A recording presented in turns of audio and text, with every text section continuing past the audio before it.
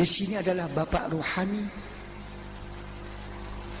Suruh melihat, suruh merhatikan, suruh menyeleksi. Apakah betul dia itu sebagai anaknya? Apakah betul itu sebagai muridnya? Apakah betul dia sebagai ininya? Kalau iya betul, suruh bawa. Terus bagaimana? Mereka yang lebih tahu. Wa aqsatu indallah, dan lebih adil. Begitu demokrasinya dalam tuntunan ini. Tapi apa yang terjadi seperti kita ini? Banyak yang tertutup, mengakui adanya kebesaran seseorang dulu. Ya. Yang nomor dua, mengakui kebesaran orang, tapi mana? Ya. Yang ketiga, tidak mengakui sama sekali. Mau ngomong apa?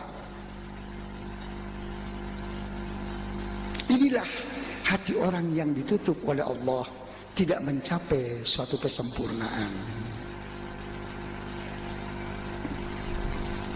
Ada kadang-kadang suatu pertanyaan, itu kan tidak sempurna aja kan nggak masalah katanya. Ketidaksempurnaanmu itu bukan masalah, nggak ada masalah. Coba kamu pertimbangkan, kamu perhitungkan, dengan apa kekurangan-kekurangan atau dosa-dosamu.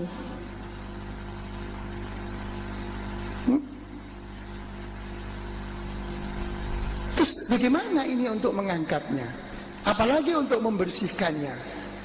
Lewat mana? Gitu. Ini bukan masalah hukum-hukum zahir yang cuma dikalkulasi secara zahiriyah. Itu thariqah. Ya. Karena itu di dalam kita bernaung di bawah zikir thariqah ini, mari kita harus mempunyai satu sikap yang cukup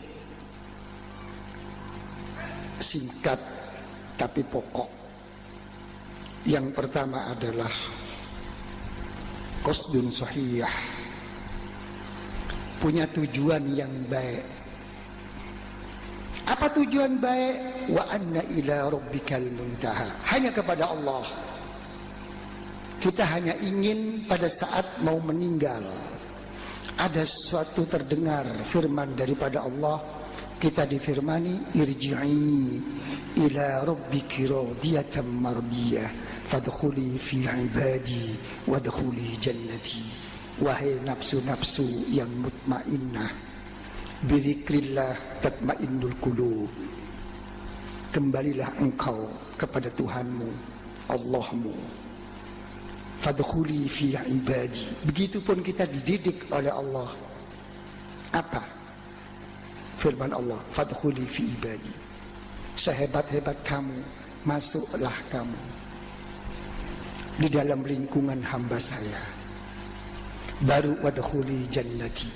Belum masuk surga, dimasukkan bertemu dengan hamba-hamba Allah dulu. Ya. Jalan untuk mencapai tujuan kepada Allah semata-mata, dudukkan kita serendah-rendah mungkin sebagai hamba Allah. Sudah begitu dipertemukan kita dengan siapa? Dengan orang yang sebagai hamba Allah. Baru bersama-sama masuk surga Allah. Bukan langsung seperti itu. Itu. Mari jadikan kita hamba Allah. Jangan dilarikan kemana-mana di dalam thariqah itu. Sesudah itu silahkan. Yang nomor dua adalah sidqun sharih, suatu kesungguhan yang jelas. Ya, seperti tadi yang saya sampaikan, ada satu kekuatan, ada suatu dorongan, yang mana kekuatan dorongan itu berisi rasa cinta, berisi rasa rindu kepada Allah Subhanahu wa ta'ala. Tapi kita tidak bisa mau berangkat sendiri, Disinilah kita memerlukan seorang pembimbing, seorang penuntun. Di kulli qaumin had, kata Allah. Setiap orang itu mesti harus ada petunjuk. Tidak ada mau berangkat sendiri.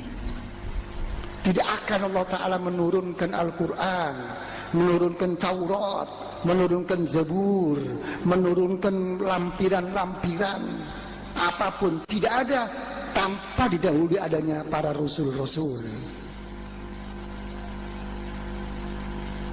Nabi Musa yang begitu hebat, ya, sampai dia bisa bicara sama Allah di Gunung Tursina, masih mencari Nabi Khidir. Apa Rasulullah itu tidak cukup kuat, tidak cukup hebat untuk menerima apapun daripada Allah? Cukup. Tapi begitu turun ke dunia sebagai tempat sabab, sebagai tempat jembatan, maka beliau pun memerlukan malaikat Jibril. Itulah bimbingan daripada Allah. Ini adalah suatu tab'an wa syara'an. Begitu. Yang jelas. Yang nomor 3 adalah adabun maliyah. Mempunyai suatu perilaku, mempunyai satu pembawaan yang manis dan indah. Ya. Di dalam apapun. Cukup kalau itu sudah kita pegang, insya Allah kita akan dibuka oleh Allah Subhanahu wa Ta'ala. Dibuka oleh Allah.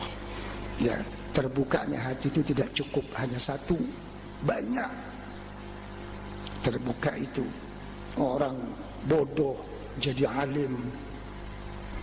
Begitu orang jadi alim, tinggal ada futuh. Dibuka apa enggak? Futuh fil ibadah. Ada orang tuh dibuka, mendapatkan taufik hidayah, bisa berangkat ibadah kepada Allah. Begitu sudah bisa ibadah kepada Allah, ada futuh lagi, akan dibuka hatinya oleh Allah. Apa? Al-halawah fit ta'ah. Merasakan manis dan indah di dalam berzikir, beribadah. Itu termasuk futuh. Futuh. Justru merasakan manis dan indah inilah sebagai tolak ukur kekuatan orang yang mulai bisa mendekat kepada Allah Subhanahu wa Ta'ala. Tapi kalau ini tidak bisa, jangan berharap. Jadi itu tujuan kita, supaya hadir hati kita, supaya khusyuk, supaya kita itu dekat kepada Allah. Tujuannya apa? Hanya melihat di dalam hati ini ada satu rasa manis dan indah. Tapi kalau sudah merasa manis dan indah, jangan dicari kemanisan, keindahan itu sendiri. Berarti itu sudah tidak karena Allah. Karena banyak kadang-kadang orang itu salah di dalam mendudukkannya. Kenapa? Saya kemarin berzikir bisa menangis, bisa seperti ini, seperti itu. Ini dapat 3 hari saya berzikir, beribadah, kok nggak bisa menangis? Karena kemarin Anda tidak niat, tidak ada kesiapan ke sana, tidak ada tujuan ke sana. Yang ada hanya semata-mata berzikir kepada Allah. Maka datanglah warid nur daripada Allah. Untuk yang berikutnya, Anda mencari manis dan indah, maka lari dia itu. Jadi stabil sebagai apa? Sebagai hamba Allah. Jangan punya tujuan yang lain. Kalau sudah kesenangan, keindahan ini sudah berjalan di dalam hati, maka hiduplah hati.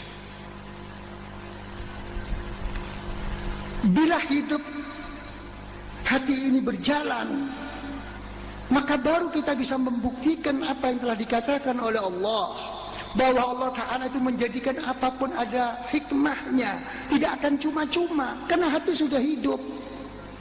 Apa ini hikmahnya? Ada apa ini sebaliknya? Ada apa? Berjalan pikiran. Ini yang dikatakan oleh Rasulullah Sallallahu Alaihi Wasallam. Maka berfikir hanya sesaat lebih baik daripada ibadah 60 tahun, 70 tahun, wafi riwayatin. Karena sudah melihat suatu hikmah yang tersimpan di sebaliknya. Ini namanya futuh. Ini namanya futuhul musyahadah bi anwaril wujud.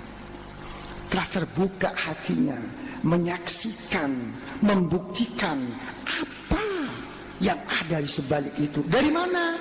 Cuman dari satu aja. Dari nur-nur Allah yang gaib.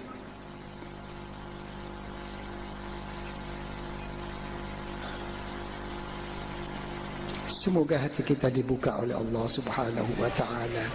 Bifutuhil arifin, bifutuhil arifin, bifutuhil arifin.